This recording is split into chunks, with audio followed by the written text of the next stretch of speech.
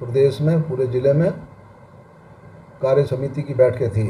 मंडल स्तर पर मैं भी 4 जगह मंडल स्तर पर उन बैठकों में मौजूद रहा, और कार्यकर्ताओं में जो उत्साह है, जो कार्यकर्ताओं में जो लगन है और जो निष्ठापूर्वक काम करने का एक जज्बा है, वो कार्यकर्ताओं में दिखाई दिया ये सारी कार्य समिति की बैठकों में। और निश्चित तौर पर जो हमारे यशस्वी प्रधानमंत्री आदरणीय नरेंद्र मोदी जी ने जो कोरोना काल में जो प्रबंधन किया, और जो हमारे उत्तर प्रदेश के यशस्वी मुख्यमंत्री आदरणीय योगी आदित्यनाथ जी द्वारा जो उसको क्रियान्वित किया गया, जो इम्प्लीमेंट किया गया, निश्चित तौर पर ये बेमिसाल और अद्वितीय रहा।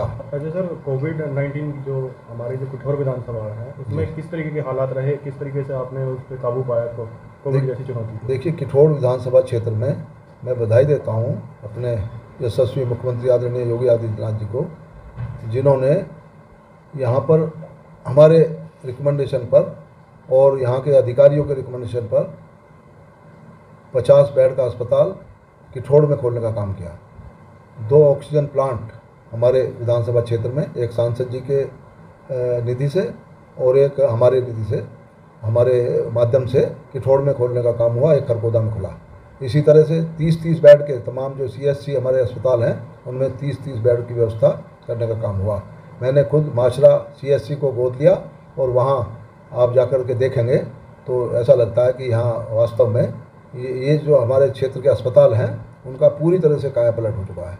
और वहाँ तमाम सुविधाएं, वहाँ ऑक्सीजन प्लांट तो है ही हैं, उसके बाद में बेड पे बहुत अच्छी वहाँ व्यवस्था है, और पूरी तरह से सफाई और साफ़ सुथरा अस्पतालों का जो अब तक का जो उसमें कुछ थोड़ा बहुत लगता था, सबकी रंगाई पुताई करके उनको बहुत साफ़ सुथरी तरीके से जो है वहाँ कर दिया गया है। सर, स्टूडेंट का कहना है कि ये जो मतलब ऑफलाइन क्लासेस कब से चल पाएगी, या ऑनलाइन का ये जो चल रहा है, इस पर आप क्या कहना चाहेंगे?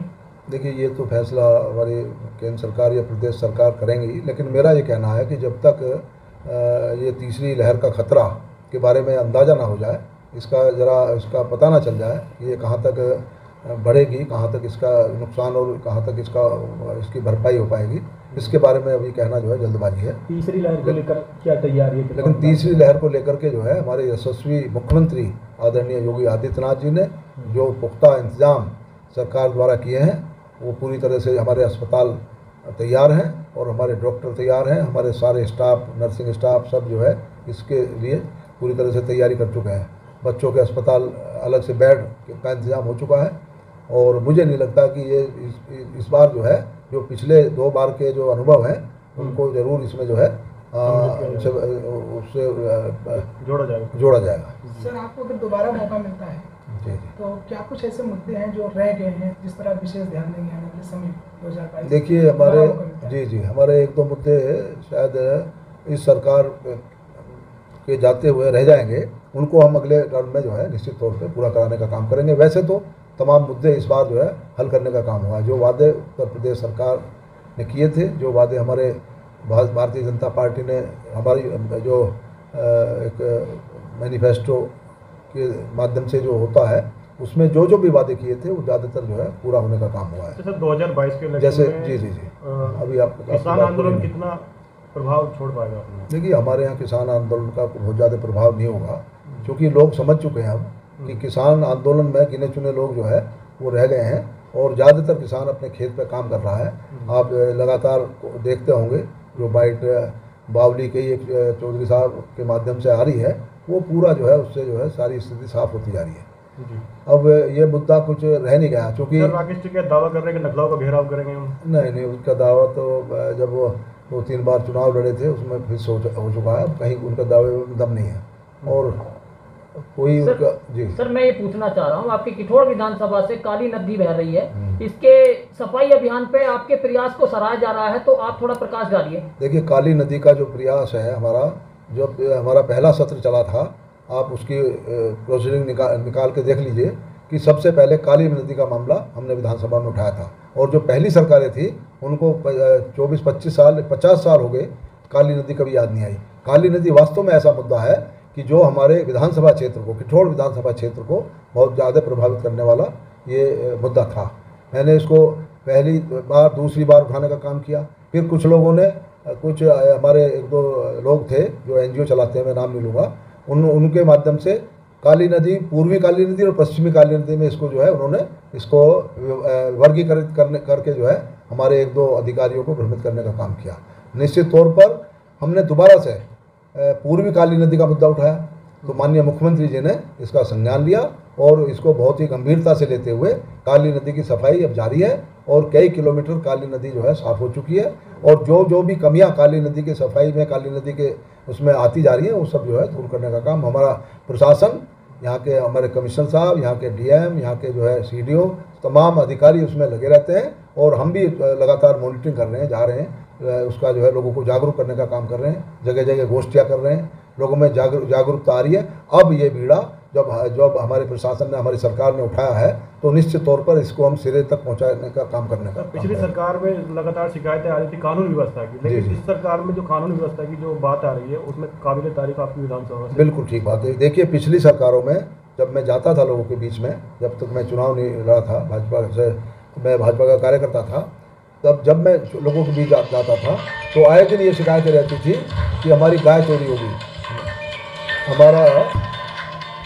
हमारी भैंस चोरी होगी, हमारे पशु चोरी हो गए, हमारे जो है गोकसी होगी। कोई गन्ने के खेतों में हमने देखा है, दतावली गांव में जब मैं गया था, वहाँ गन्ने के खेत में गाय को काट दिया गया।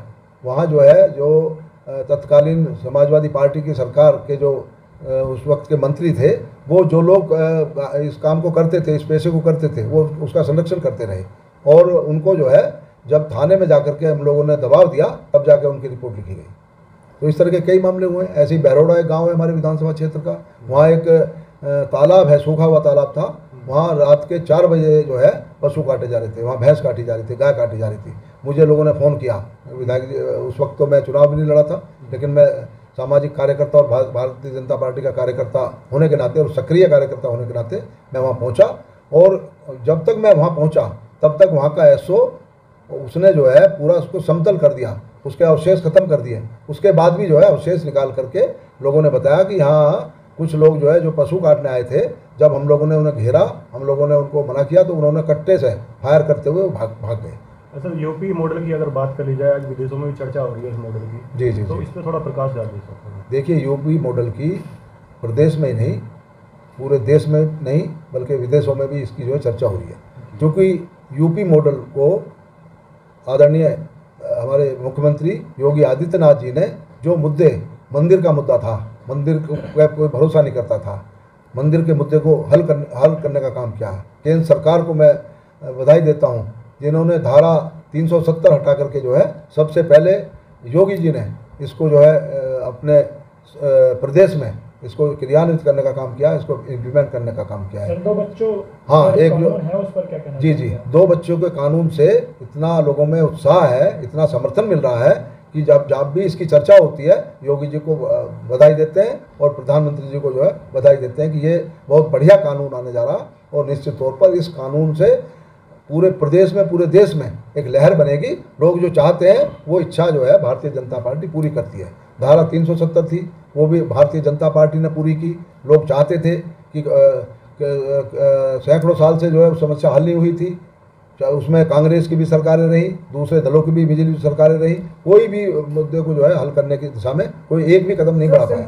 लेकिन ये हिम्मत जो है आदरणीय नरेंद्र मोदी जी की सरकार ने कर दिखाई है और उसका वास्तव में जो है धारा 370 और 35A का जो मामला है, ये इससे जो है हम लोगों में भारतीय जनता पार्टी का गिराव पड़ा है और पूरे देश में जो है वाहवाही हुई है। सर, सेंट्रल रिपोर्ट कहती है कि पिछले 10 सालों में TFR रेट के स्टैंडर्ड पर कहीं ना कहीं पॉपुलेशन आ रही है, तो ऐसे में ये जो पॉपुलेशन कंट्रोल बिल लाने की आवश्यकता अभी फिलहाल क्यों पड़ रही है? नहीं, पॉपुलेशन कंट्रोल बिल लाने की आवश्यकता पहले भी थी, ऐसा नहीं है कि अभी पड़ी है इसकी, लेकिन उसके लिए लोगों का दिमाग बनाना भी जरूरी है, लोगों को जो मोबिलाइज करना जरूरी है। लोगों ने जो है इसको अब जो है एक्सेप्ट करना शुरू कर दिया। लोगों की जो सूझबूझ और उनकी उनमें जो मैच्योरिटी आई है, परिपक्वता आई है, अब लोग स्वतः ही करने लगे। सेंट्रल रिपोर्ट तो कहती है कि लगातार जनसंख्या घट रही है, वो स्टैंडर्ड पे आ रही है, 4.1 पे आ रही है, 4.7 समथिंग है अभी।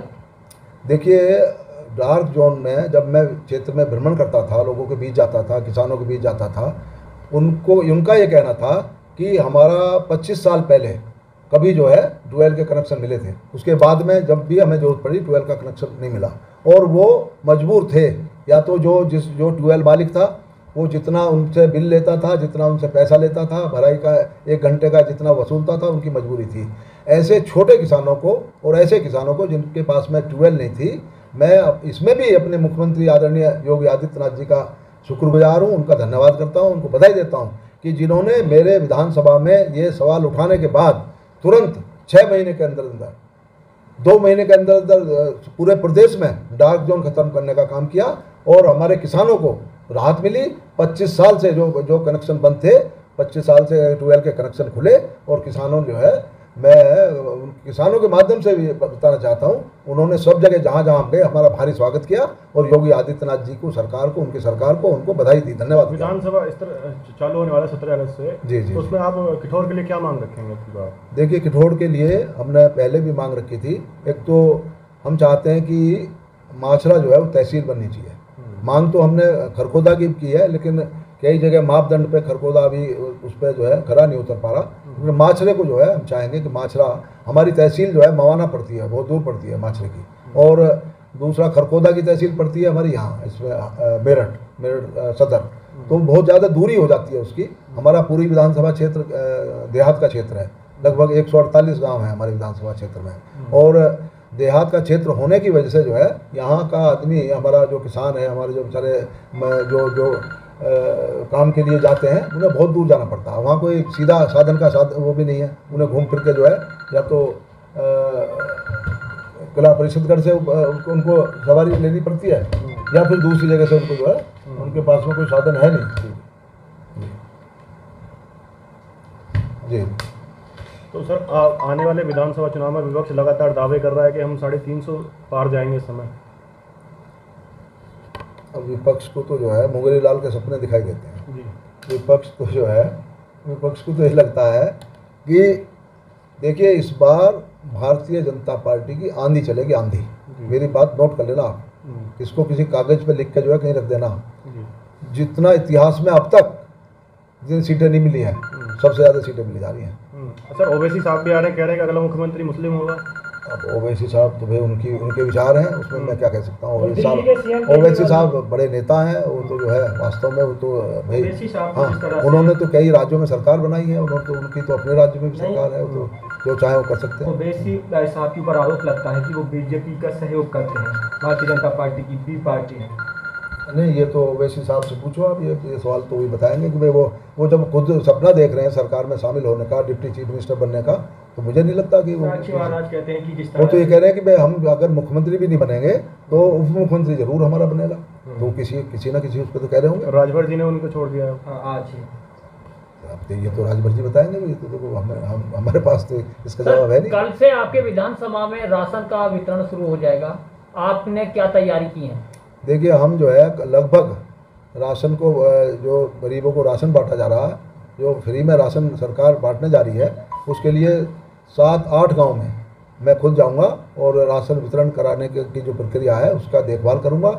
और निश्चित तौर पर हमारे सारे कार्यकर्ता, हमारे विधानसभा क्षेत्र के जो 5 मंडलों के कार्यकर्ता हैं, उनसे मेरा बात हो चुकी है। सारे हमारे मंडल अध्यक्ष, सारे हमारे पदाधिकारी, सारे हमारे बूथ अध्यक्ष कल राशन वितरण कराने में जो है पूरा सहयोग और पूरी मॉनिटरिंग करने का काम करेंगे। अच्छा, तो सर विधानसभा और यही नहीं, ये तो पूरे प्रदेश में हो रहा, पूरे देश में बांटा जा रहा। किठौर वासियों के लिए आप क्या संदेश देना चाहेंगे? देखिए, किठौर वासियों के लिए मैं संदेश देना चाहूँगा कि मैं किठौर वासियों के लिए मैं जितना आसानी से उपलब्ध हूँ, मैं उनका धन्यवाद करता हूँ, बधाई देता हूँ। उन्होंने मुझे मौका दिया, उन्होंने जो है उनकी कसौटी पे मैं पहले भी खरा उतरने का पूरा प्रयास किया, और अब भी मैंने जो है पूरा प्रयास कर रहा हूँ कि उनकी कसौटी पे, जो उनकी कसौटी थी, जो पहले विधायक, पहले मंत्री, पहले वो नहीं कर पाए, पहली सरकारों से नहीं हो पाया, वो काम हमने कर दिखाए हैं। किठौर में कभी अस्पताल नहीं था, 50 बेड का अस्पताल किठौर में आज है। वहाँ ऑक्सीजन का प्लांट लगा है बहुत बड़ा। वहाँ पशुओं का अस्पताल नहीं था, वो जीर्ण अवस्था में था। उसमें मैंने लगभग 48 लाख रुपए से उसको नव निर्माण कराने का काम किया। इसी तरह से जो है ये किठौर की बात कर रहा हूँ मैं, खाली जो है वहाँ पे जो है बिजली घर नहीं था, शाहजहाँपुर में बिजली घर बनवाने का काम किया है।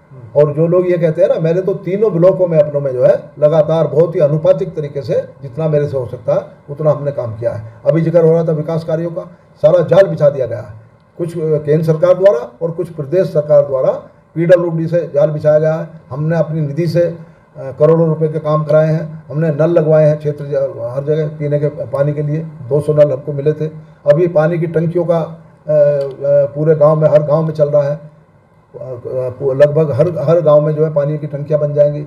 हर गांव में जो है स्पोर्ट्स स्टेडियम और खेल के मैदान का जो है बहुत जल्दी जो है सुदृढ़ीकरण होने जा रहा है, खेल के मैदान बन जाएंगे। हमने नंगला मल, बहुत पुराना जो है आदि शंकराचार्य का मंदिर था, वहाँ शंकर ताल के नाम से एक बड़ा तालाब भी है। हमने उसके लिए माननीय मुख्यमंत्री जी से उनके माध्यम से जो है माननीय मुख्यमंत्री जी 48 लाख रुपए पर्यटक स्थल के नाम से मंजूर कराने का काम किया है। इसी तरह से खरकोदा में बाबा बुद्धदास के नाम से एक पौराणिक जगह थी, मंदिर था, उनकी मान्यता थी, उनके नाम से हमने जो है पूरे कस्बे को आदर्श कस्बा मैंने नगर पंचायत को, खरकोदा नगर पंचायत को आदर्श नगर पंचायत बनवाने का काम किया है। वहाँ हमने करोड़ों